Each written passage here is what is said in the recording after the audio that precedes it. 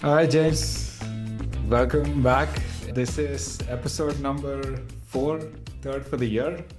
I'm super excited, especially now that I'm an avid subscriber of the podcast.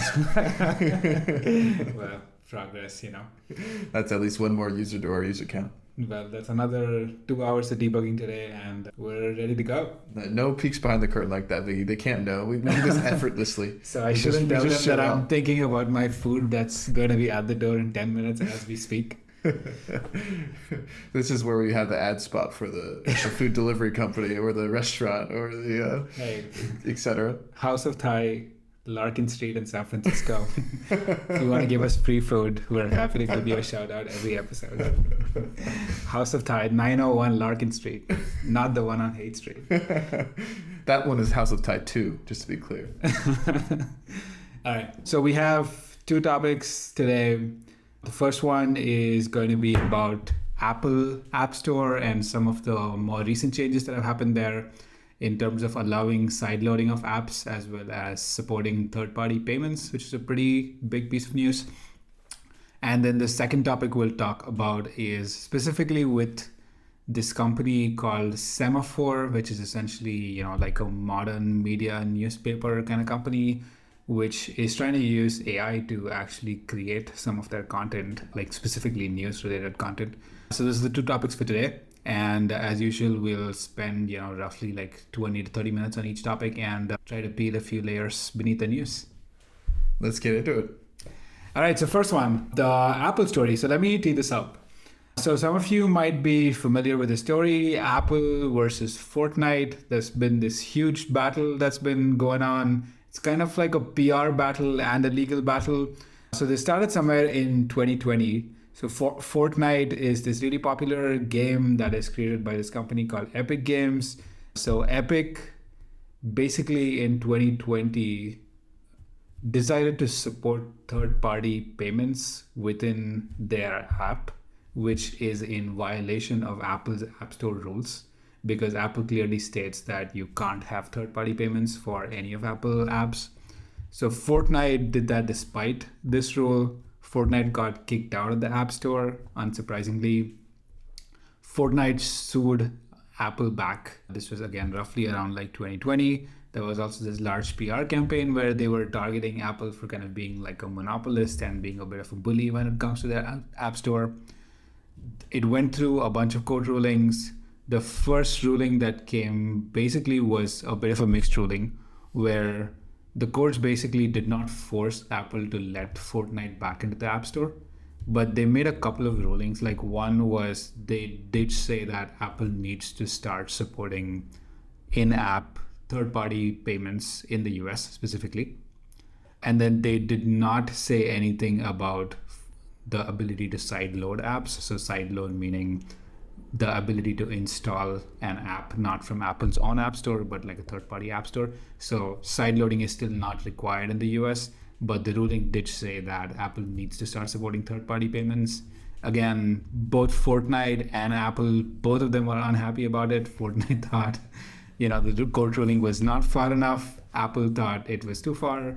Both of them tried to appeal the decision and get the Supreme Court to take this case on. Sometime in the last week or so, the Supreme Court basically said, it is what it is and we're not going to take this on. So that kind of ended this saga temporarily. At the end of it, Apple announced a bunch of changes about a week or so back, where they basically said that they are going to start allowing alternate payments for apps in the US. The nuance being, typically they charge 30%, which is including their commission. For the new payment service providers that they will be supporting, apps can start using them, but they will still have to pay 27% instead of the 30%. So that's the deal, James, 27% instead of 30%. That's thoughts? It's the price of doing business if you want to be on one of the most popular mobile platforms, at least in the US. I think maybe a couple things to bring up that I don't think I could cite the numbers off the top of my head, but when I'm assuming during your digging, it came with my digging as well. This is not the first time that Apple's had to do something like this. Like the emphasis here is like there was a court ruling or the court declining to take a case in the US.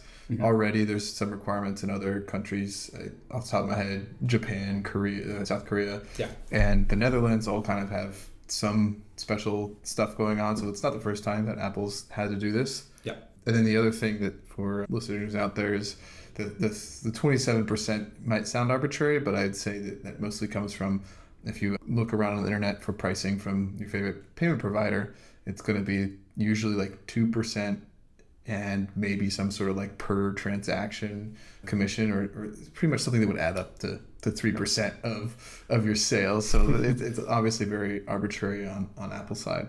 So maybe the public argument is like off the 30%, 3% is like a payment service provider fee, and we're basically waiving that 3%, but they're not actually changing the amount of commission that Apple actually takes on each of these transactions. Exactly. It seems like from their perspective, they want their cut, and they're willing to let people use other payment providers because that's what they're told to do.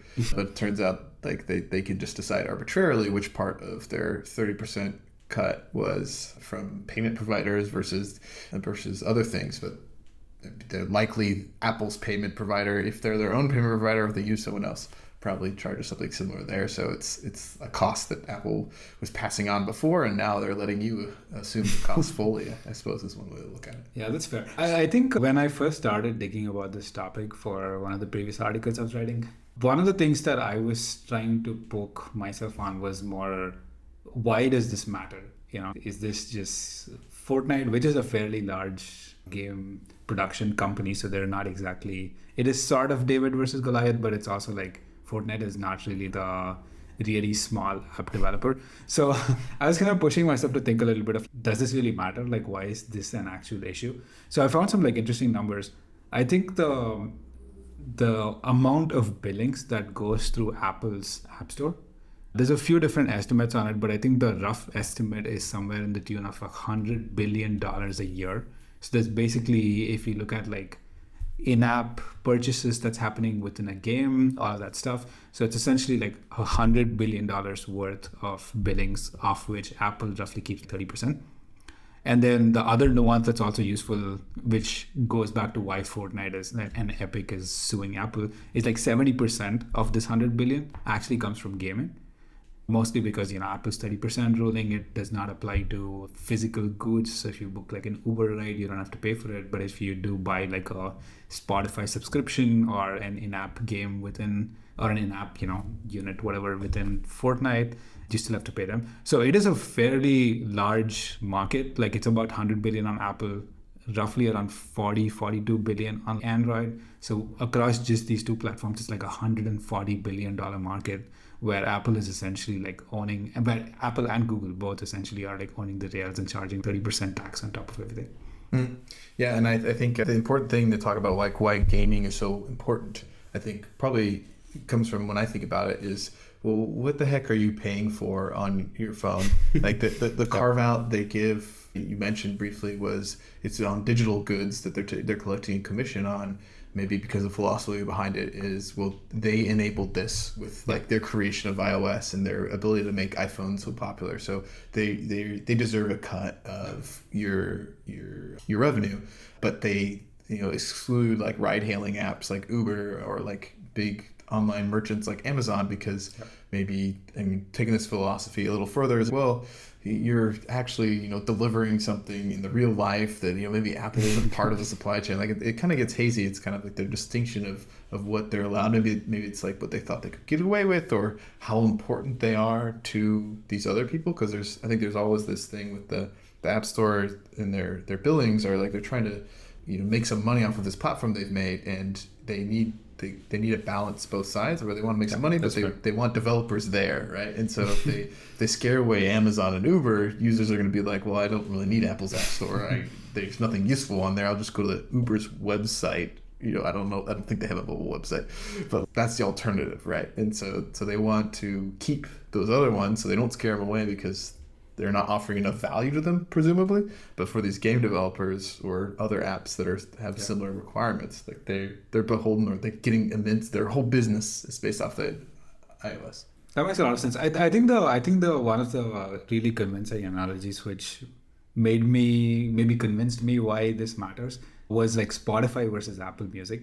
So like one of the insane things is like Spotify and Apple Music are huge competitors, except Spotify, for every subscription that was, when if a user signs up for Spotify on the iOS app, essentially 30% of this for eternity is going to Apple.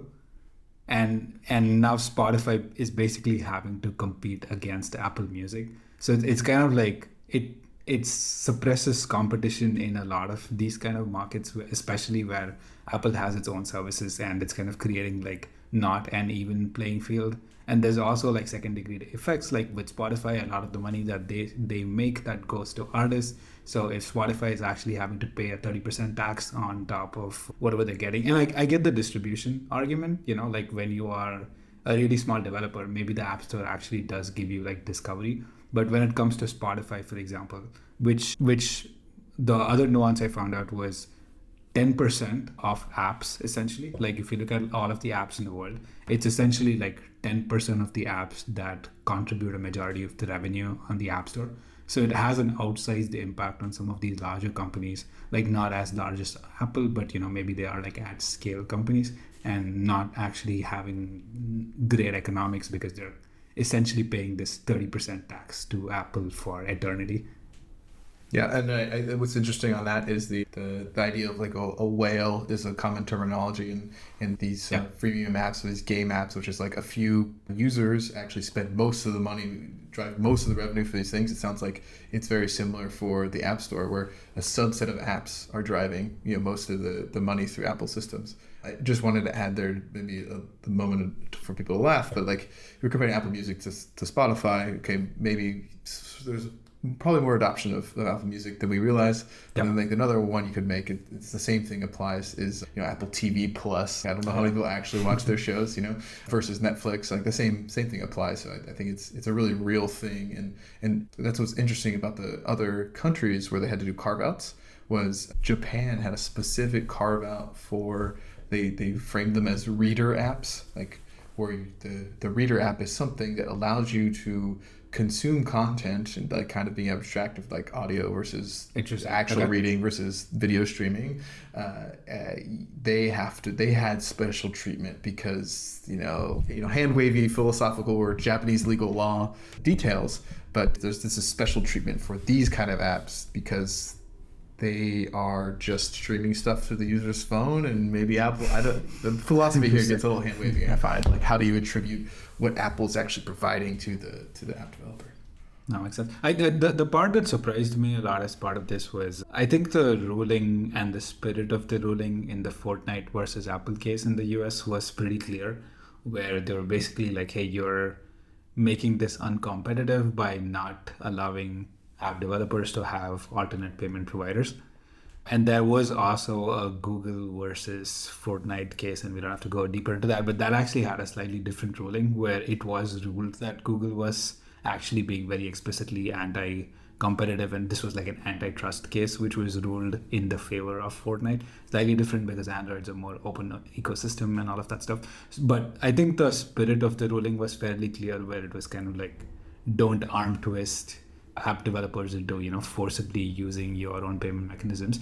So it was pretty surprising. Like I guess it was not surprising in the sense, like you mentioned with Korea, for example, they've done something similar where the amount of upside, or like the amount you save by using a different processor, is like not that much, is 2-3%. But I was pretty surprised that they were like bold enough to do this in the US, especially in the current like regulatory climate. They've probably been one of the few companies which have gone relatively under the radar apart from the App Store issues. So it does seem like they're trying to push the limits and kind of test like how far our regulators actually care about this. Is this vanity win of just on paper allowing new payment providers, like maybe that satisfies regulators, maybe that satisfies politicians?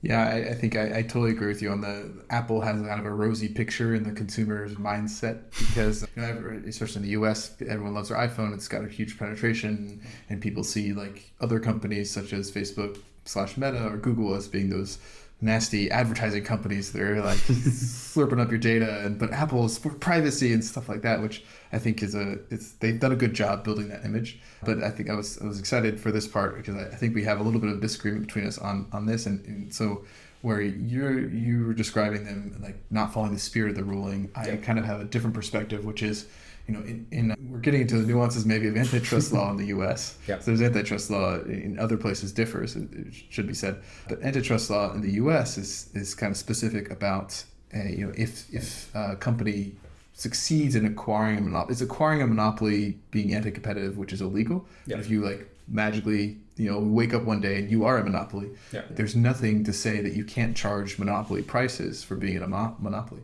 Yeah, that's good. And so this is where my thinking comes from, which is great. So they have this thing that they've built, they had huge success, especially if you look at the market as the US. Yeah. And so it's by right, they can charge whatever the price they want. Like they shouldn't be forced to price anything any certain way. So I guess you could describe them charging monopoly prices from developers with this 30%. And so I fall in that line of thinking. If they were told, I would say, if the spirit of the ruling was that they should be opening up more, then they should have been more specific, because the ruling telling them to allow alternative payment providers, if Apple's approaching this from a philosophy of, we've built this thing, people can make money through it, but we also it's our right to make money off of something we've built. I think that's fair, but the nuance I would probably push back on, and this was actually one of the things that was argued in the Google versus Fortnite case.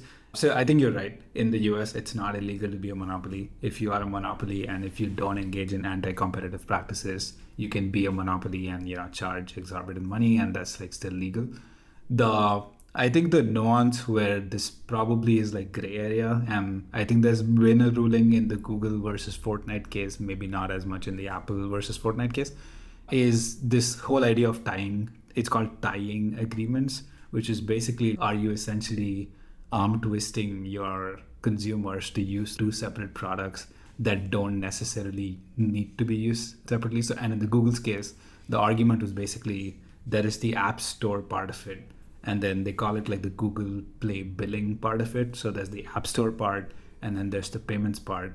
Is there a strong enough reason why both of these need to be used in tandem versus can you actually decouple? And, so I think that's probably the nuance of the argument there, whether forcing the use of their payment mechanisms, if that counts as a tie-in mechanism.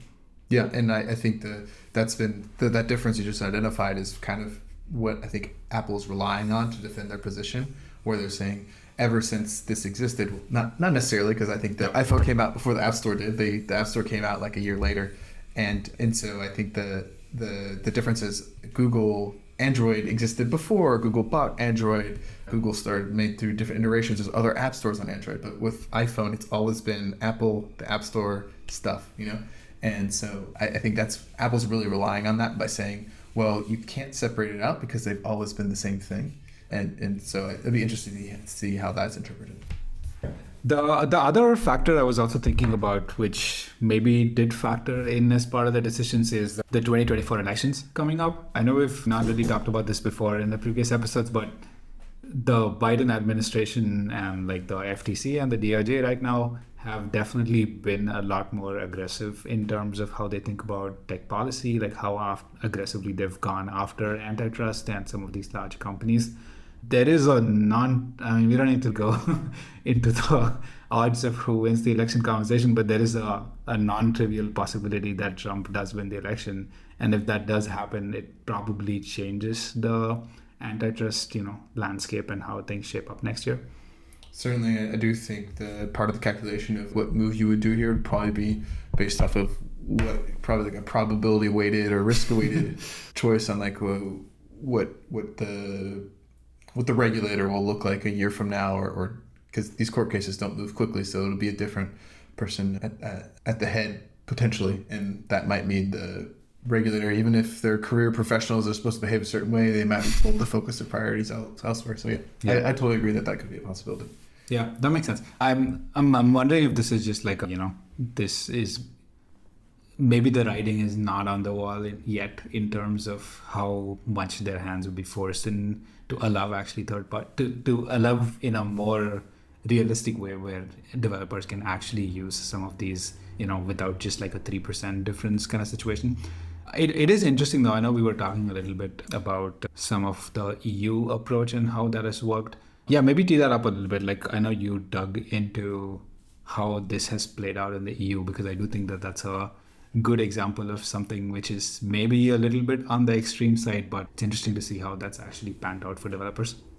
Certainly, yeah, and I think that's probably where my framing started, where the reaction to them doing the 3%, 27%, I'd say, well, that's how U.S. antitrust law works. And if you want it to be different, make a new law is at least some folks out there, that's their favorite line.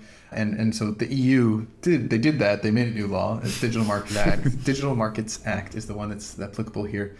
And so it had some requirements to, I guess, skipping over a lot of the details of what else the Act talks about a lot of things. The one that's applicable to here is the idea that a gatekeeper, so like typically a US-based tech company that owns some sort of large platform, must follow certain rules. And when it comes to being a phone platform, you have to allow external app stores and you have to allow side loading. And so skipping ahead to what Apple did to be in, or should be known that it's not a done deal. They came up with this proposition. They're like, this is how we're going to be done. They told all developers, this is how we're going to do it. And obviously there's going to be some sort of interaction between, the law came out, Apple's saying they're doing this to comply, and there'll be likely at least some back and forth with the EU on the details. So to enable side loading and other app stores, they frame it as app marketplaces. They're trying to not use their term, but I'm going to say app store. Apple offered these alternatives to developers. So you can stick with the old rules, that 30% in-app transaction fee or commission that they're requiring. And then they have a new set of terms. And the new set of terms, if you accept them, by the way, it's a one-way street, so you can't go back, which is a little aggressive in my opinion. And their new terms talk about the fees that they're going to charge for different things, whether you're on Apple's App Store or if you're on another app store. And I think it's interesting to talk about this in context of that 27%, 3% thing we talked at the beginning. Something that shows up in this is if you choose to do payments via Apple, let me rewind. They're taking the commission in different ways. Yeah. A key amount that's sticking there is they're going to take a 17% commission of all in-app purchases. And so you're going to owe that to them as long as you're distributed through the App Store. Yeah. You're allowed to use Apple's app payment processing, which they're saying is going to be a 3% fee, which might sound familiar to others. And then lastly, they have this other charge that's going to developers, which will be on a per install basis every year. For any app that you have that gets installed or updated within 12 months is 50 cents, or sorry, half a euro. And this applies to only those that are over 1 million installs. Interesting. So if you're like a large application, you're basically saying instead of the past where it was a flat 30% on everything, now it's essentially, if you still use the App Store and if you still use the Apple payments, it's kind of the 30%, except it's now broken down into a 17% plus 3% payments plus that flat fee, which is per install, irrespective of whether this user actually like monetizes or not. Exactly. And so like that, the big difference is in the previous situation, you pretty much had free distribution, right? Now you have to pay, half a euro per year for a user that you have on iOS. And of course there's the alternative of where you don't pay Apple that 3% fee, and congrats, you're not paying that 3% fee. But then I think the calculation of whether you would accept the new terms is all going to rely on whether you're going to be distributed by another app store. Because if you're an app that like Amazon or Uber that aren't paying anything to Apple right now anyway, there's no reason to accept the new terms, right? You want to stay in the old terms where you're not paying them anything. Users can just have your app, and it's no work. Yeah, but maybe going back to some of the earlier stats we were talking about, so roughly like 70% of App Store billings happen through like gaming apps. So what does this mean for somebody like an Epic Games and Fortnite? If you were at Epic Games, like how are you playing this? So yeah, that's a good point. So Epic Games is now can avoid almost the whole fee, right? Because if they were to be distributed by an alternative app store exclusively and not via Apple's App Store, they would only be owing the €0.50 fee per year per user. So it kind of becomes more of like a model of like a per user usage fee, which could seem scary if their revenue per user is low, right? Because if you're only making $1 per user and now you have to pay 50 cents per user, actually maybe the calculation is like you're paying 20% more, right? But the higher the amount of money you're making per user per year, the more it makes sense from my perspective. Should know that they have restrictions on what kind of app store you can offer as a third party one. Oh, yeah. Like they're specifically saying you can't be like, I'm the app store for X company.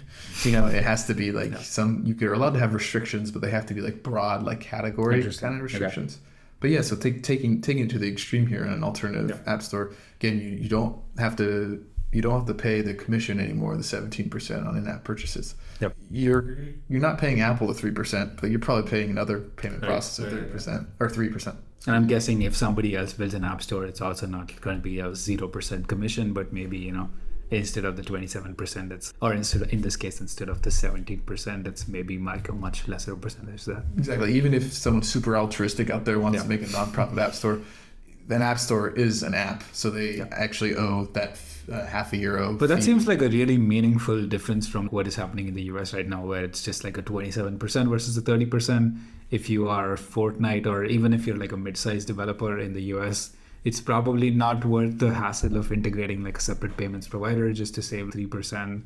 And I also know that Apple has a lot of restrictions in terms of like how this 3% needs to be, how all of these transactions need to be reported, so Apple can still keep collecting like the 27%.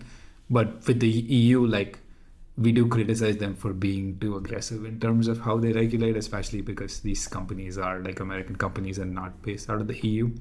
But it does look like the law has helped break this 30% potentially. Yeah, and I agree. There actually is a pathway, I think is the way you were framing it in our earlier discussions. And clearly, by the way that they're structured, Apple's trying to fight tooth and nail to keep as much of, able to charge their monopoly price for their monopoly product, right? But they were able to, I think part of their approach here, and I don't know how the discussions have been with the EU between them, obviously it's confidential, is they've separated out a little bit of, you're on iOS versus using our app store. They're trying to divide up those fees. So I think an interesting thing will be who actually adopts the new terms versus the old terms. Because the new terms where you're only charging per install fee, it seems if you're trying to take advantage of that, I guess for now we call it arbitrage, but I bet in the future it's a real business. If you're taking advantage of that, I just see you to accept the new terms, you're building something that would succeed under those things because, maybe it's an app that the App Store doesn't allow, but there's a lot of money people would spend through it. Or just a game, a very successful game where the brand will draw users to help. A user will be motivated enough to go to your website, or go to a website, install an app store, and then install your game. Or they'll be motivated enough to be, when they're playing on Apple's App Store or App Store downloaded version of the game, that you pitch them, X% cheaper Fortnite dollars if you download this other app store. And especially if you're somebody like a Spotify, for example, it makes no sense for somebody that has so much brand recognition to actually have to pay 30% every time somebody signs up on iOS. So maybe for someone like Spotify, maybe you still get some part of your distribution from Apple. Maybe you pay the 30% or like the, whatever 17% plus the core technology fee. But for users who are just like discovering you, or maybe they land on Spotify.com and then you click a link, it makes sense to actually redirect them to a much cheaper app store rather than all of Apple's infrastructure.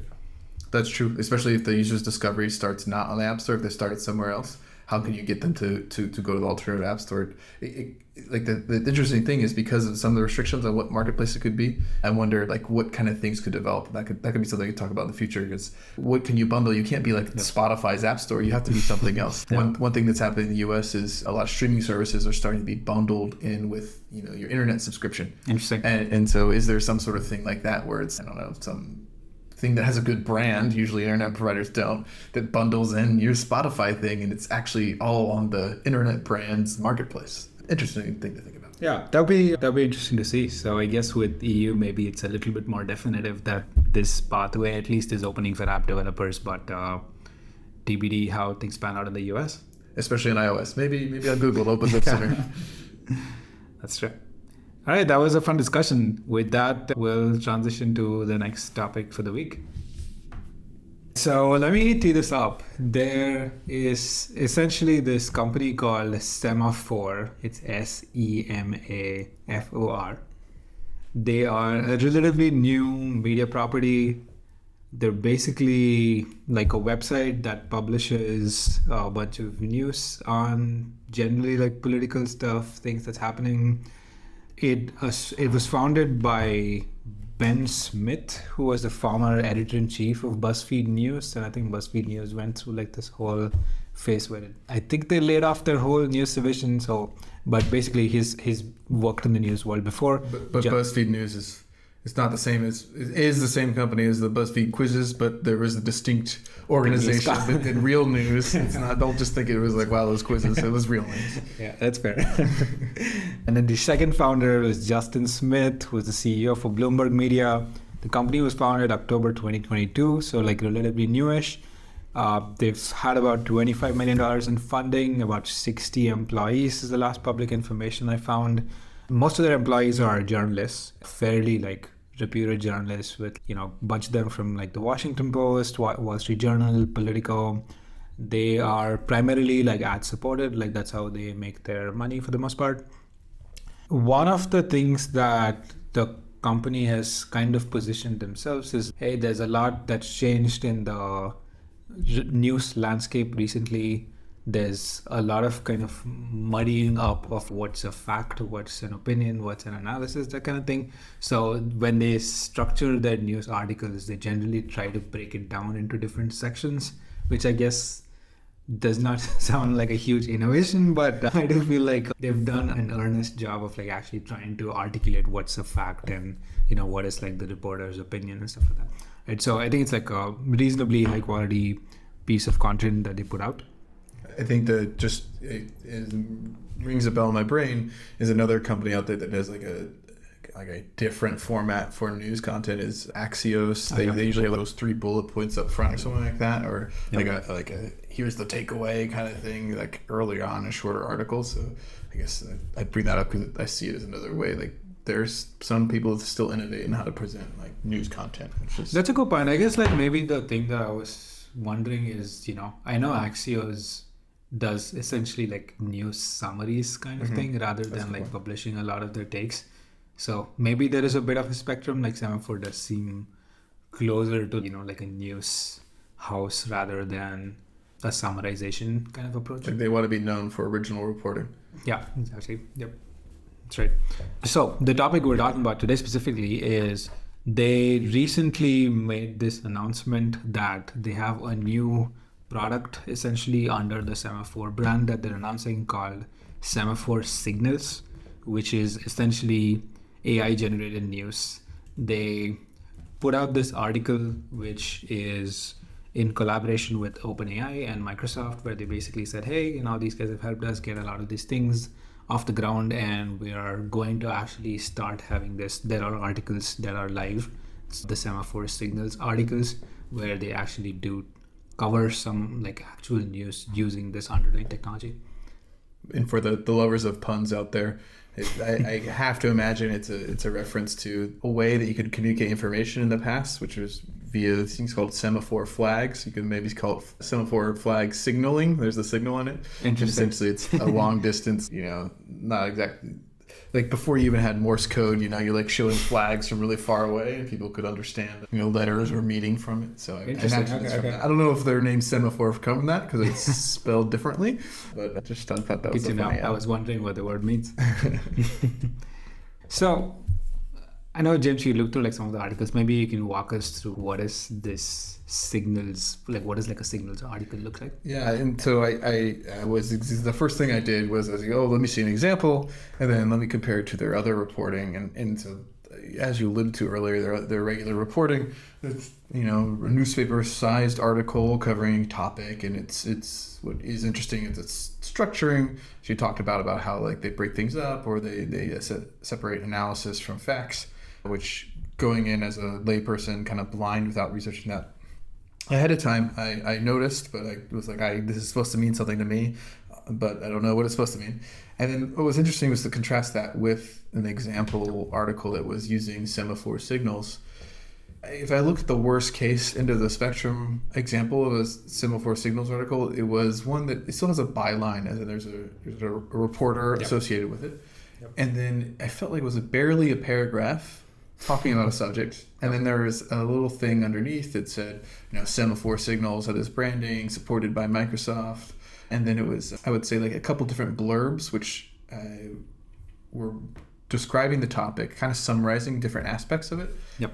With links in them to other sources, and excuse me, the Semafor Signals had the links to the original articles, and so there was a couple little entries of summarized content, I would say, but presumably the AI summarized those articles together and linked out to what they're supposed to mean. But as far as a newspaper, I'm kind of curious, like what Semafor is adding there, like the first section, which was, I guess, supposed to be a lead into this content, was pretty sparse. I looked at another one to try to give another example of one that might be well done, and that one had a much longer intro section, but then it had an equivalently much longer Semafor Signal section, where I'm trying to understand, what am I supposed to be taking away here? Am I supposed to be glancing here? What's this content? So I think I found it overall, if this was embedded in a newspaper I read regularly, I think that would be like, it would pique my interest. Oh, interesting. Yep. But I don't know if I would necessarily value it. I think that's what was confusing to me, is which should I be reading here? What should I be trusting? And so that was like a straight off takeaway from it. And the overall question I'm coming out of it is, I think it's a particularly sensitive subject, is so using this kind of AI and in the news, like you want factual reporting. Yep. What's a good application of using AI in the news is kind of like the question I had coming out of it. Yeah, I think that makes a lot of sense. Like I do think I agree with a lot of your takes. I did find, especially in these Signals articles, there was a blob at the front, which I think is probably written by like the author of the article, which seemed like, reasonable. I think you're right that it was sparse in a lot of these articles. And then I think the thing that I liked about it is I don't think we've seen a lot of pieces of AI assisted content which has some of these hyperlink capabilities.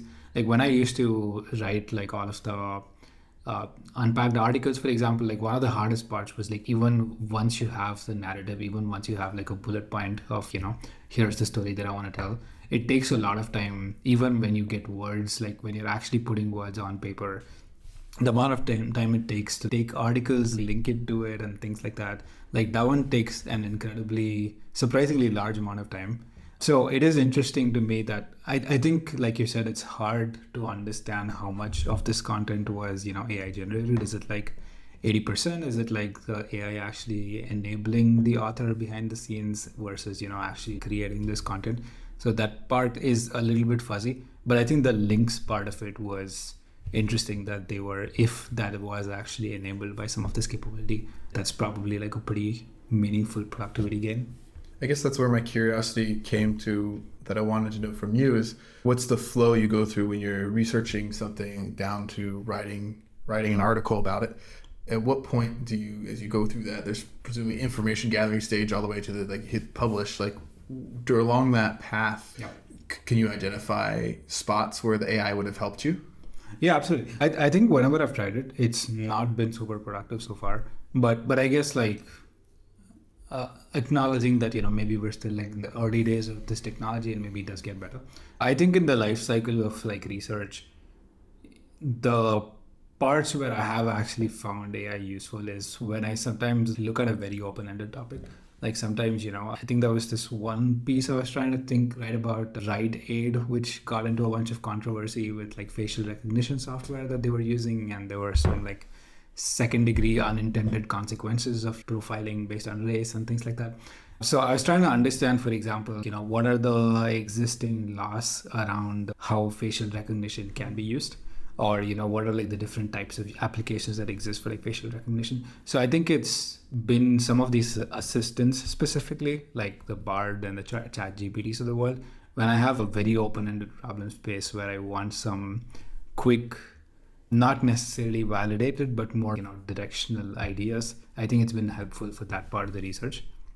But for the writing piece itself, I think it's I don't think that I've ever been able to get like a good narrative, even if I like give ChatGPT content or even the story that I want to say in bullets and then ask it to craft a narrative. It's always come out as very like commoditized content, which I do think that if you actually read through some of the paragraphs and if you compare them to like the Semafor actual articles, you can kind of clearly see that while this has been like human, I think in like a blind test you would be able to easily tell the two apart. I could see that. Maybe the stupid way I'm evaluating it is like, is it something I would scroll past? You know, Yeah. and I feel like AI stuff or AI generated stuff, I'm kind of assuming it would scroll past because it would just feel filler content and like how does it actually end up being engaging and maybe that's what's missing is how do you I feel like an old man saying this, but it feels like it's the AI doesn't know what a human wants to see. It can fake content, you know. It can spew out crap, but is it actually what the human wants to hear? So I don't know, maybe a question I had after seeing it, because when you first linked me the article and I knew that, and I saw Microsoft working with this newspaper, I was trying to imagine what the integration was going to look like, and I guess I was a little surprised that I saw this final integration, because like I had all these ideas in my head, like, oh, what could they do if I was a newspaper and I'm working with a tech company that has this new AI technology? What would I do with it? And I felt like that they did I don't know, didn't feel super innovative, you know. Like I remember a couple of years ago, Google News had some similar thing where one topic and it could link you to multiple different sources all talking about the same topic. And I don't see this as too much different from that. So I think I was a little disappointed in what the outcome was when I saw it. This is like slightly zooming out, but I don't think it's helpful to maybe talk about just like the history of how media has changed over the last few decades.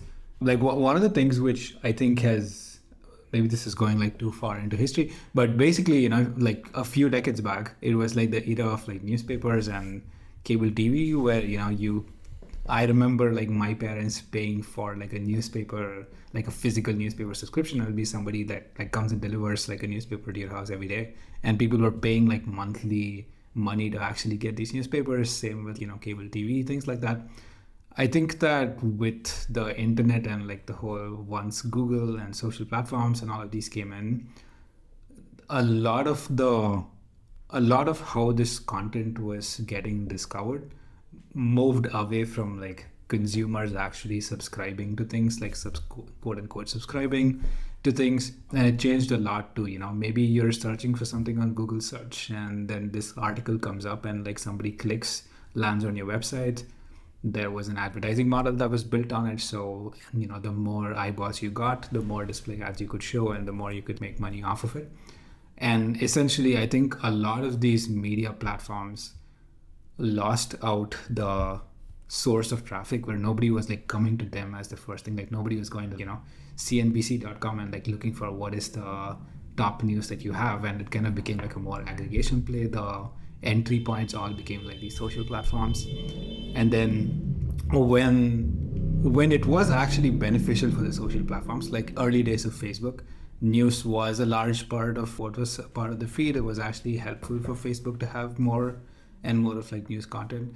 And then if you look at this today, in some of the recent discussions Facebook has had with like media companies, I forget the exact number, but the percent of content on these social platforms especially that is news links itself, like links to like the NewYorkTimes.com, for example, it's like under single digit percent. It's like low single digit percent. Interesting. I'm coming off of remembering how important misinformation Facebook was during the last U.S. presidential campaign, and I would have assumed it was 100%, but I guess. But I don't think the misinformation is like slightly different, because it doesn't necessarily have to be like links to articles that's being shared. It might not be a newspaper printing it. It could be someone's crazy uncle. Yeah, that's true. I guess when you're talking about that, you're talking about the change being like discovery change from the newspaper to online, and I think I'm totally picking at nits here, but I disagree with that. I think before there was no discovery; it was just people only had the default of get their newspaper, and now the question is like the newspaper had the thing where it's kind of built in. Maybe people would see the similar thing for like cable providers and internet providers. Is is that's the only option. So I'm going to do this, But now today, like the information is much more readily available. I think that's so they have to compete on quality of content or like other value that they're driving for their subscribers. And I think that's been a big change. And so I wonder, is this showing that, or like or all their differentiation in the past built up they're able to capture the market of being the newspaper for this area or being the leading national newspaper? Because I think that a side we haven't analyzed yet here is AI stuff's expensive, right? So I think nowadays people might characterize news business as low margin, and like really at the really easily victim of the companies you just described. So how could a news company use AI, but also how could they justify it? Because it's expensive, right? So how are they going to do that's that? Fair. I think the part that I struggled with this particular Semafor's approach was, I think the next wave of media businesses that are coming. So let's like close that thought out. So a lot of discovery ended up being like social search engines. We moved to an ad-driven model where it was basically, eyeballs based. The more people that you came to your website, you sell display ads, you get charged on like impressions, and that's how companies are making money.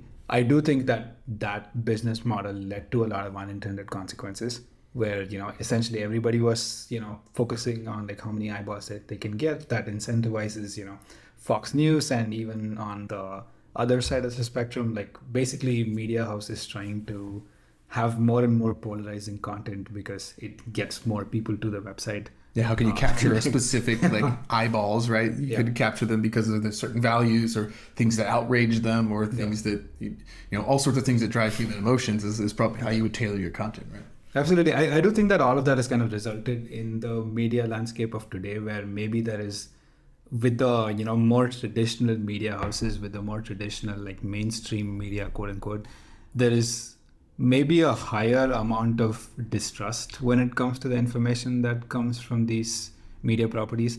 And I think that has resulted in a lot of these new media companies that are emerging, like Semafor being probably one of them. Like, I guess Semafor is still maybe closer to like the New York Times approach, where it's still kind of like a bunch of journalists. Maybe it's a smaller operation, but that's probably one flavor of companies that have come up.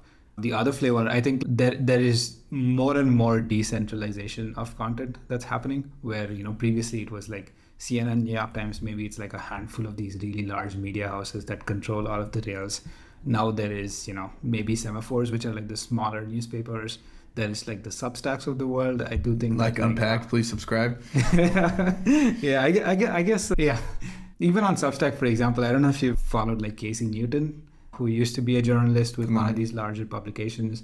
Casey essentially started like his own Substack where it's now like a subscription. He breaks stories. He has a couple of journalists that he's hired now. So they've kind of built it into this smaller operation, which maybe is less broadcast media. It's less of, we'll give you lowest common denominator content for everybody, but it's like more focused. And that's probably the new wave of companies that's like coming up. TikTok, YouTube are obviously, again, like another form in which this is manifesting the whole like decentralization of how like civic discourse happens.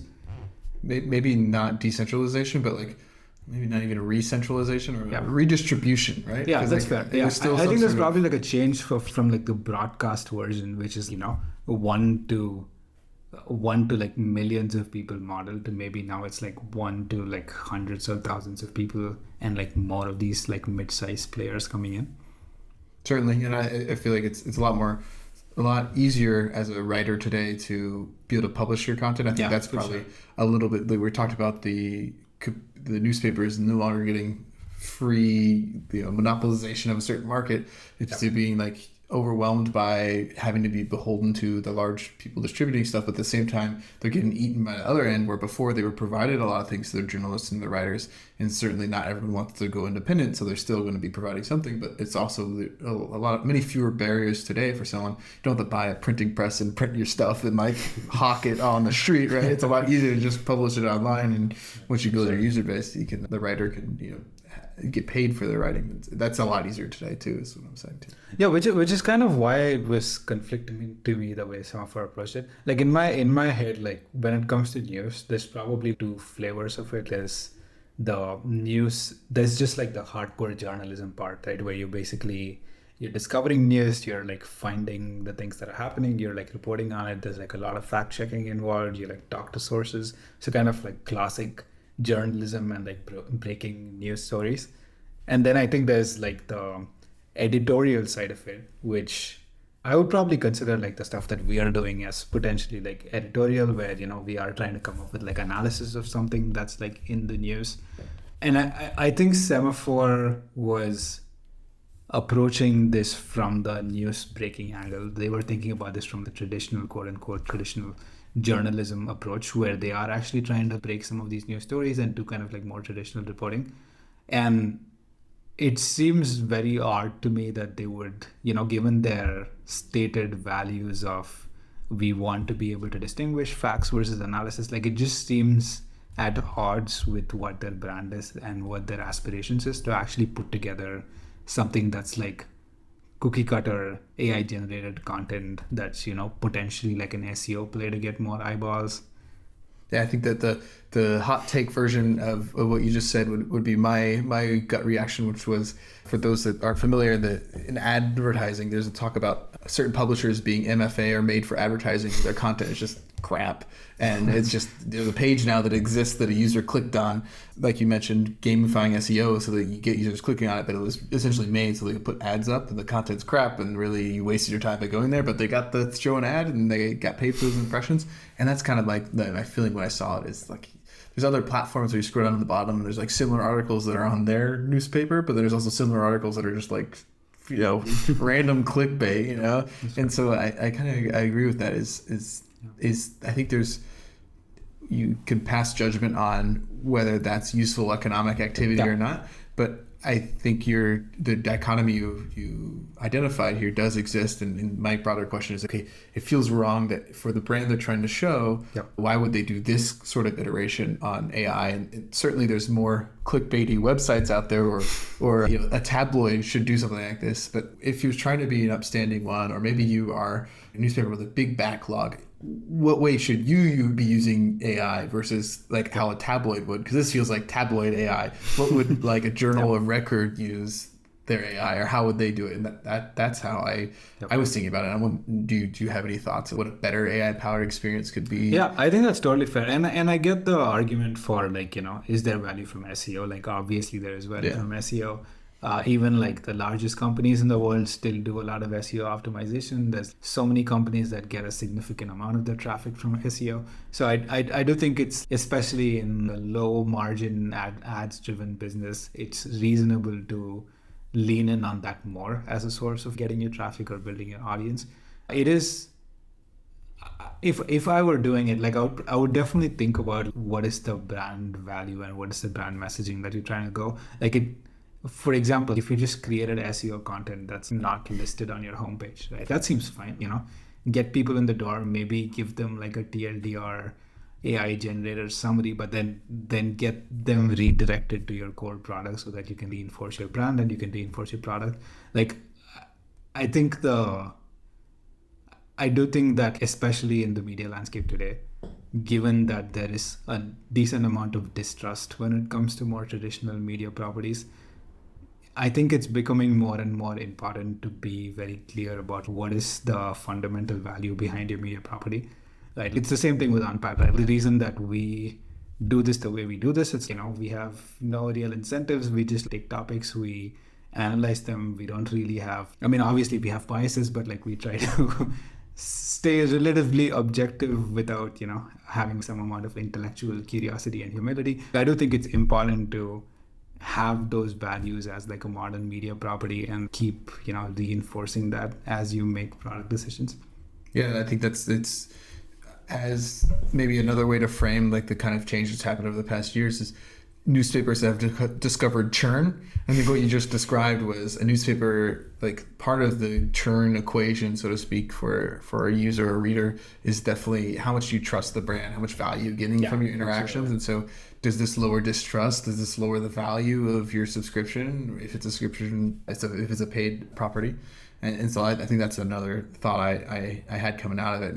And I do, it applies less to Semafor. I'm thinking more of a big and old newspapers out there. Yep. So I do think they could offer some AI products, but it would all hinge on their brand and their amount of user trust. So assuming that they have that, and I guess it would be a separate thing to try to increase it. But assuming they have that, they have this huge amount of content that's theirs, like some amount of content. Maybe your framing of editorial versus facts is important because facts are pretty much free. You know, I do think editorializing things like as an analysis, like looking at the facts and seeing like what a potential takeaway could be helpful for a user. Say you landed an article talking about a complex topic, rather than just giving me a million summaries, answer the basic questions and suggest some follow-up questions I could ask. And I could ask your, newspaper AI, what else could you tell me about, XYZ? Like you're asking, like it's almost as if you're able to have a one-on-one conversation with the author and say, hey, well, what do you know about this? Or what about this?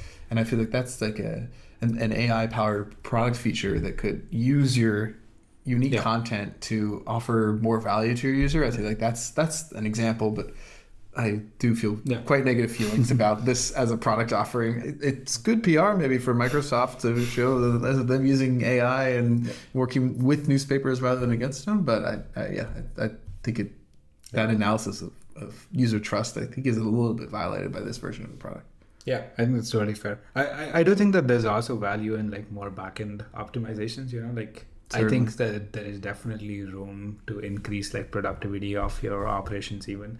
I do think that writing and publishing articles takes like a crazy amount of time than, you just see like a 2,000 word article and you're like, okay, yeah, this is 2,000 words. But every time like I've written an article, like it's taken me, on an average, maybe 8 hours to put together, 8 to 10 hours to put together like a 2,000, 3,000 word piece.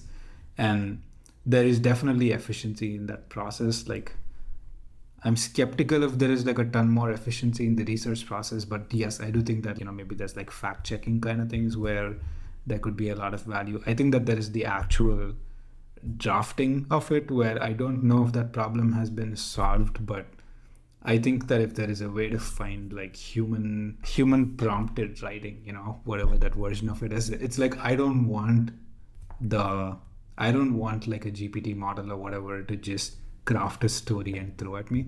I think what would actually be useful is, can I tell you what I want you to write? Listen to the voice, listen to the narrative, and then kind of help like, maybe turn that into something that, seems more, maybe gives you even a version to edit. Because right now, I think the problem is like even the versions that you get out of this are not even at the quality where you can like edit these versions. We're literally like, I never really wanted to do any AI type content, but I was always curious to see if I actually prompted, is my writing like unique enough that an AI couldn't do it? And whenever I've tried it, the content was just so junk that I essentially had to throw it away and start writing from the scratch. Yeah, it's an important thing to remember is these AIs don't actually think. They can generate language or things that us humans will read too much into. But I do agree. On the back end of the development process, there's probably optimizations to be made. But like the AI can't be. I think you would really be bending over backwards to get the AI to say, "Here's a topic. Here's an outline for what you need to talk about for the topic. All right, here's the text for each of those little sections, or maybe also here are the key facts, and then here's the text for the outline. Okay, and then now take all the outline pieces and connect them. Like of that process of, if that's how you go through your writing, which part of those can actually the AI actually do? It probably can't handle that whole process. Yeah, for sure. Maybe there's some amount of taking what's in your brain and giving it to the AI and say, give me these as like text I can use. Maybe that step, but the AI itself is not going to be able to say, actually analyze the topic. And so I think there's optimizations where the AI could replace certain, onerous work, but it's not going to be able to replace the actual, reporting or understanding the facts or taking a certain tone or taking into account that certain phrasings are antagonistic and stuff like that. Yeah, absolutely. I think I do think that there's like a large product opportunity here for, maybe like a startup to come and build something which is like a workflow optimizer with like somebody that actually understands this workflow and wants to solve the workflow rather than just do what looks like shiny on paper. Like, for example, I think what would be like one idea is like, can I narrate the things that can I just use voice and just, say out what is the narrative that I want to write? And usually the things that takes me time is stuff like like we talked about today, right? Like when I'm trying to research how much billings went through Apple App Store in whatever 2021, it takes a decent amount of time, and I know the number is large. It doesn't really matter if it's like 40 billion or 100 billion or 200 billion. It's like a pretty large number. For something like that, if I could just say X and like the research tool finds this number and populates that number, that would be like a real productivity improvement. Like hyperlinking takes so much time, and you do it because there is like the rigor of the research itself, but it's also like a way of trust building with like your readers that you actually have like data to back off of. So I do think that there's more clinically targeted workflow optimizations like that, which can be really helpful. Certainly, my workflow operation would be slightly different, where I often get made fun of by my friends that I spend too long writing an email or writing a message, and you may have been on the receiving end of some of my messages, where they're often quite detailed, and I try to cover a topic that I think is important. And in my mind, I think I see them as valuable because I'm avoiding meetings or follow-up questions or like helping us get to the point as soon as possible. And I think a thing that I've tried a couple times this past week was, my friends make fun of me. So I'm like, well, let's see. Let me take what I wrote. Yep. And this pretty long message, complex topic, a lot of moving pieces. And I used our internal version of ChatGPT, and I said, can you summarize this message for me? Yep. And I found it, because of a complex topic, it actually, the summary wasn't too much shorter than what I originally wrote, and I asked it to make it shorter, and it did, but it was like leaving out crucial detail. So I do feel like some of the I have all this stuff that I'm trying to output into like human readable sense, but like maybe the slower connection is more me getting my brain to the words rather than the words out. I wish there was like a more like a fiber connection to my brain to ChatGPT rather than the typing part. That I think that's the well, I heard neural link put a chip in somebody's head. So if that's what you want, maybe. All right, I think that's it for today. This was a fun conversation. We're excited to do more of this. If you have any feedback, just leave some comments in the show notes or feel free to email on the Substack emails as well. We are on Spotify and Apple Podcasts right now. And YouTube music or no? Well, don't mention it. I did mention it. Well, not yet. As soon as I figure out how to edit some audio and video, we'll get there. Thank you for listening to us, and we'll see you again in a week. Bye-bye.